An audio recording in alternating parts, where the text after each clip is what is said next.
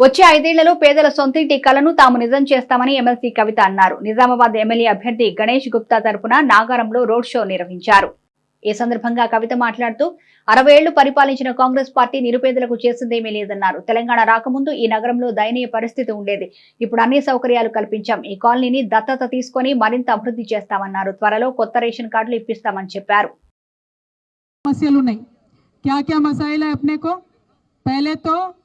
Ration card का एक problem है, अप्लाई करके रखे नहीं आ रहा है बहुत दिनों से, है ना। कितने लोगों के पास नहीं है अभी? नहीं है ना, बहुत पेंडिंग एप्लीकेशंस है। तो पहले रेशन कार्ड का अच्छे से कर लेंगे, सरकार में चुन के आ जाएंगे आपके दया से। आते ही पहले रेशन कार्ड का ठीक कर लेंगे। दूसरी बात यह है, जब रेशन कार्ड ठीक हो जाएगी अपनी, तो जो भी घर में किसी तरीके का वजीफा नहीं आ रहा होगा, अगर जो बीड़ी वाले हैं या वाले, उनको छोड़ के बाकी घर में जो कुछ भी सपोर्ट नहीं मिल रहा है, ऐसे घर में घर के लड़की के नाम से 21 ईयर्स जो ऊपर हो जाते हैं, घर के महिला के नाम पे हर महीने 3000 रुपये का वजीफे देने का केसीआर साहब ने प्रॉमिस किया है। तो ऑलमोस्ट रेशन कार्ड जिन जिन के पास है उन सबको भी वो मिलने का ये हो जाएगा। और मेरी आपसे ये गुजारिश है कि केसीआर साहब ने, बीआरएस सरकार ने जो बात कही थी पिछले दो टर्म में जो उन्होंने कहा है वो उन्होंने निभाया है। पहले मर्तबा उन्होंने बोले कि 1000 का पेंशन देते, दिए। दूसरे मर्तबा बोले 2000 का देते, दिए। तो एक गारंटी है केसीआर साहब के पास कि जो बोलते उस पर खरे निकर उतर के आते हैं। और इसके ऊपर केसीआर साहब ने जितने भी बातें प्रॉमिस नहीं किए थे मैनिफेस्टो में, जैसे बच्चियों के शादी के लिए किसी ने नहीं सोचा था। कांग्रेस की हुकूमत चली अपने यहाँ ऑलमोस्ट 60 इयर्स, लेकिन 60 इयर्स में कांग्रेस पार्टी ने एक फूटी कौड़ी किसी को शादी पे नहीं दिया। आप सोच लीजिए एक बार। और 60-65 इयर्स कांग्रेस पावर में थी तेलंगाना में, आंध्रा में। कभी भी 24 आवर्स करंट नहीं मिला अपने को, कभी भी पीने का पानी घर तक नहीं आया। लेकिन वो सारे किल्लत एक एक करके हम दूर कर ले रहे।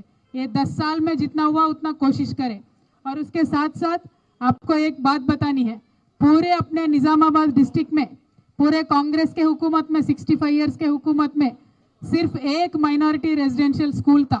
लेकिन पिछले 10 साल में जब से केसीआर साहब आए हैं, extra additional 22 minority residential school दिए।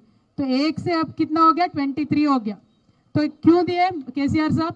ये सोच के कि हैदराबाद के बाद निजामाबाद में हमारी आबादी ज़्यादा है, इतने स्कूल उन्होंने दिए हैं।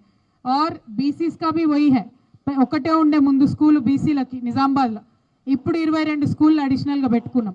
సో जहाँ जहाँ ज़रूरत है, जहाँ जहाँ किसी को भी प्रॉब्लम है, वो प्रॉब्लम को देख के एड्रेस कर रहे।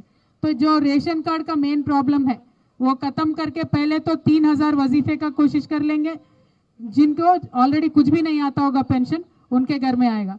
दूसरी क्या होगा, जैसा अन्ना ने बताया, हर घर में 5 लाख का इंश्योरेंस भी दे रहे, साथ में 15 लाख तक का आरोग्यश्री स्कीम में प्राइवेट हॉस्पिटल में अपना फ्री इलाज करा सकते हैं। सबसे ज़्यादा इम्पोर्टेंट बात यह है कि अब आप रेशन कार्ड में मोटा चावल लेते हो, लेकिन कोई लोग खाते हैं, कोई लोग नहीं खाते, है ना। जाके बाजार में उसको बेच देते और फाइन राइस खरीद के लेके आते हैं, बारीक चावल। तो अब बाज़ाब्ता सरकार से आपको बारीक चावल सीधा सीधा हर रेशन शॉप में मिलेगा। और आप याद कर लीजिए, मेरे बहन इतने सारे यहाँ पे है, कांग्रेस की सरकार, कांग्रेस की हुकूमत चली, क्या रेशन अब जैसा मिलता है तब मिलता था क्या? अब तो चावल पे लिमिट नहीं है, चावल पे लिमिट नहीं है, सबको मिलता है घर में जितने भी लोग हैं। पहले चावल पे भी पाबंदी थी। तो जो सरकार एक इंसानियत के वास्ते सोचती है, उसी हुकूमत को आप आगे बढ़ाइए, उसी हुकूमत को आप सपोर्ट कीजिए, ऐसा मैं आपसे रिक्वेस्ट करती हूँ। आपसे एक और रिक्वेस्ट मैं करती हूँ, देखिए हमारे मुस्लिम माइनॉरिटी कम्युनिटी के लिए सबसे बड़ा तोहफा होता है अमन और चैन। और ये 10 साल में, पिछले 10 साल में मैं बहुत गर्व के साथ कह सकती हूँ, बहुत फ़ख्र के साथ कह सकती हूँ कि पूरा तेलंगाना में कहीं भी दंगा फसाद नहीं हुए, कहीं भी कम्युनल टेंशन नहीं हुए, एक दिन भी कर्फ्यू नहीं लगा, एक दिन भी कुछ भी हल्ला नहीं हुआ। और इंशाल्लाह अगर आप केसीआर साहब को जिता के, गणेश अन्ना को जिता के वापस लेके आएंगे, तो आने वाले 5 साल भी ऐसे ही चैन से रहेंगे।